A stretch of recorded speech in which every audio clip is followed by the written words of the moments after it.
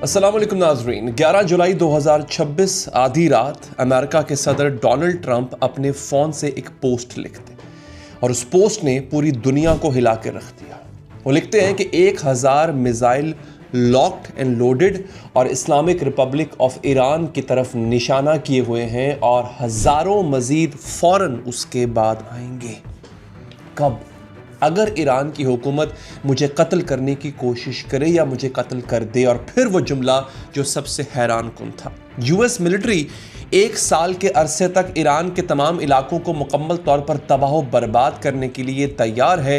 Praise be to Allah, तमाम तारीफ़ें अल्लाह के लिए। ये भी जुमला लिखा ट्रंप ने। एक सदर एक पूरी कौम को तबाह करने की, एनहाइलेट करने की धमकी दे रहा है और उसके साथ वो अल्लाह की तारीफ भी कर रहा है। लेकिन दोस्तों, आज मैं आपको एक और सवाल दिखाऊंगा जो इस पूरी धमकी से भी ज़्यादा अहम है। वो सवाल ये है, बल्कि ये नहीं है कि क्या ईरान ट्रंप को मारना चाहता है। वो सवाल ये है कि ट्रंप के दिल में ये खौफ डाला किसने और पहली गोली चलाएगा कौन। चलिए आइए आगाज करते हैं। इससे पहले कि हम आगे बढ़ें दोस्तों, आपसे रिक्वेस्ट हमेशा रहती है, चैनल को सब्सक्राइब करें और अगर आप फेसबुक पे मुझसे लाइव बात करना चाहते हैं तो सिर्फ पेज को फॉलो नहीं बल्कि सब्सक्राइब भी करें। अब पहले जरा समझिए कि यह धमकी आई कहां से। याद रखिए नाज़रीन, खामनाई का जनाजा अभी खत्म हुआ था और उस जनाजे में कुछ सोगवार बैनर उठाए हुए थे जिन पे लिखा था किल ट्रंप, यानी ट्रंप को मार दो।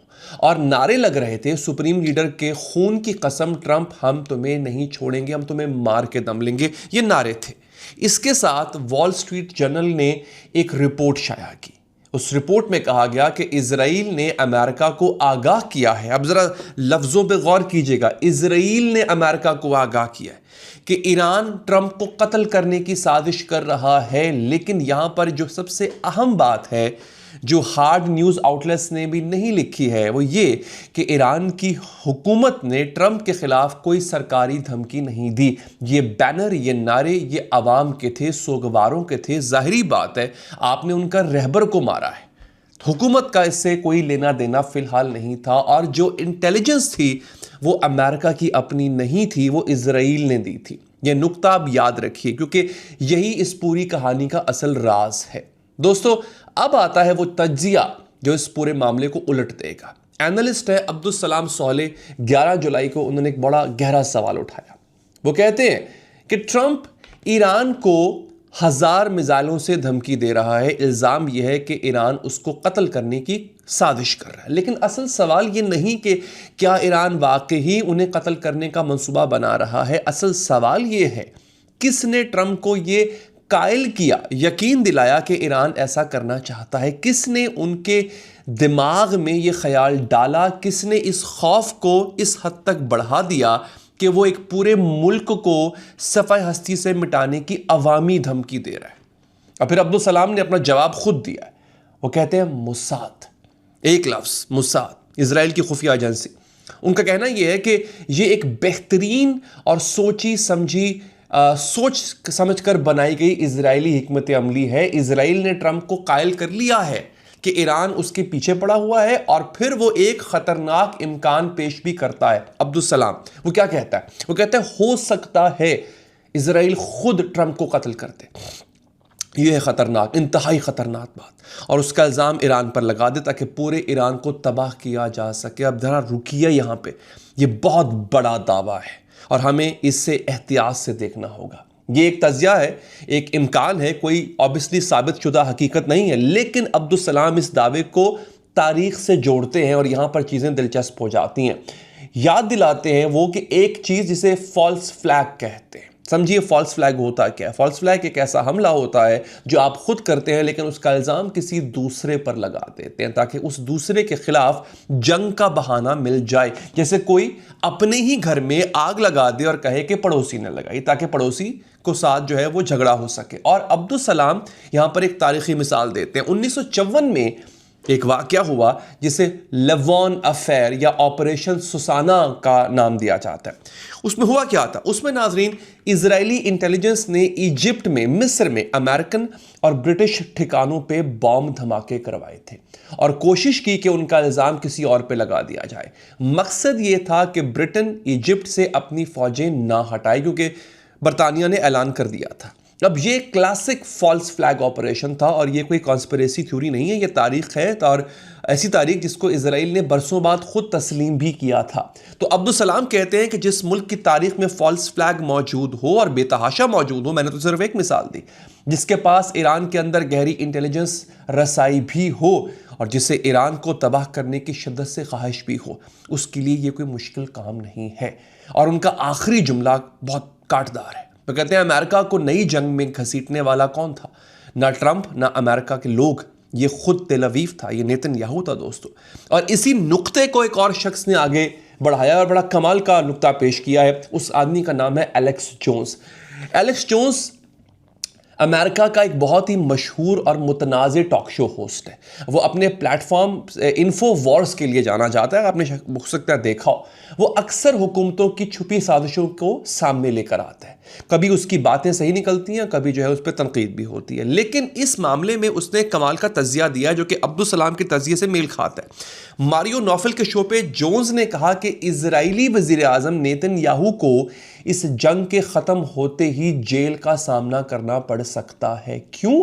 क्योंकि आपको मैं बता चुका हूं, नेतन्याहू की आज़ादी जंग जारी रहने पर मुनहसर है, जबकि ट्रंप जंग ख़त्म करना चाहता है। आप तजाद देख लीजिए। जोन्स कहता है यहां पे कि नेतन्याहू ने खुद को गोल्फ की बॉल की तरह टी पे रख दिया हुआ है, या उस बंदूक की तरह जिसमें गोली डालकर जो है वो उसको कॉक कर दिया गया हो। यानी नेतन्याहू एक ऐसे मकाम पे खड़ा है जहां उसके पास खोने को बहुत कुछ है। और फिर जोन्स ने एक तारीखी मंजर पेश किया। वो कहता है कि अगर ट्रंप को कत्ल कर दिया जाए और उसका इल्ज़ाम ईरान पर डाल दिया जाए तो अब आगे क्या होगा जो दिल दहला देगा आपका। तो फौरन बड़े जवाबी हमले का दबाव पैदा हो जाएगा, बड़ा जवाबी हमला। और उस हंगामे में यह सवाल दब जाएगा कि अब असल फायदा किसका हुआ है। तो वो जो बड़ा जवाबी हमला है जिसका जोन्स ने जिक्र किया, वो कहता है मैं सोचता हूं कि इजराइल ईरान को चंद घंटों में, अभी जुमले सुनिएगा, चंद घंटों में न्यूक्लियर हमले से निशाना बनाएगा। यह है असल मेरी परेशानी का बायस कि इजराइल अपने मकसद के लिए कुछ भी कर सकता है, वो किसी हद तक जा सकता है, चाहे ट्रंप को मरवाना हो, चाहे उसके बाद ईरान पर न्यूक्लियर बॉम्ब गिराना हो। उसका कहना यह है जोन्स का कि ट्रंप के कत्ल के फौरन बाद इजराइल न्यूक्लियर हमला कर सकता है और यह सिलसिला इतना तेजी से होगा कि कोई तहकीक उससे पहले नहीं पहुंच पाएगी। जोन्स कहता है कि एक बार यह सिलसिला खुदा न खासा शुरू हो जाए तो कोई इसको रोक नहीं पाएगा और सच सबसे पहले उस न्यूक्लियर बादल में दफन हो जाएगा। ये उसके अल्फाज थे, मैंने उसको उर्दू में ट्रांसलेट किया। अब यहां पर एक बात बड़ी इंपॉर्टेंट है नाजरीन, ये एलेक्स जोन्स का एक कयास है, एक डार्क सिनारियो है, लेकिन क्या ये पॉसिबिलिटी नहीं हो सकती कि इजराइल किसी भी हद तक जाए? क्योंकि दो मुख्तलिफ लोग अलग अलग जगह से एक ही पैटर्न की तरफ इशारा कर रहे हैं, तो कम से कम उस सवाल को सुनना तो जरूरी है। और इस सवाल का असल निचोड़ नेतन्याहू की अपनी सूरत हाल में है। नेतन्याहू के खिलाफ करप्शन के मुकदमे 2020 से चल रहे हैं और जब भी जंग रुकती है तो उसका ट्रायल दोबारा शुरू हो जाता है। नाकदीन ये कहते हैं कि नेतन्याहू जंग को अपनी सियासी और कानूनी बका के लिए लंबा कर रहा है, यानी जंग उसकी ज़रूरत नहीं है, अमन उसके लिए ख़तरा है, यानी जंग उसके लिए बहुत ज़रूरी है। अब इस पूरे मंजर में एक बहुत बड़ा और एक ख़तरनाक सवाल उठता है, एक और सवाल, अगर अमेरिका दोबारा जंग करता है तो अमेरिका का खुद का हाल क्या होगा? ये भी इंपॉर्टेंट चीज़ है और अमेरिकन जानते हैं इस बात को। ईरान अमेरिका मामलात के माहिर हैं त्रिता पारसी, उन्होंने बड़ा दिलचस्प तज्जिया किया है और उसमें इंफॉर्मेशन दी है। वो कहते हैं कि ईरान के साथ एक और जंग अक्लमंदाना, अहमकाना होगी। बहुत सी वजूहात हैं और उनमें से एक वजूहात ये है कि वो एक इंतहाई बेवकूफ़ाना तरीका होगा अपने आप के अपने पाँव पे कुल्हाड़ी मारने का। फिर वो कहते हैं अमेरिका के स्ट्रेटेजिक पेट्रोलियम रिजर्व का जिक्र करते हैं। अब ज़रा सुनिए, ये बहुत इंपॉर्टेंट है, हो सकता है थोड़ा टेक्निकल हो लेकिन मैं उसको बहुत आसान करके बताऊंगा आपको। स्ट्रेटेजिक पेट्रोलियम रिजर्व यानी SPR अमेरिका का एक हंगामी तेल का ज़ख़ीरा है।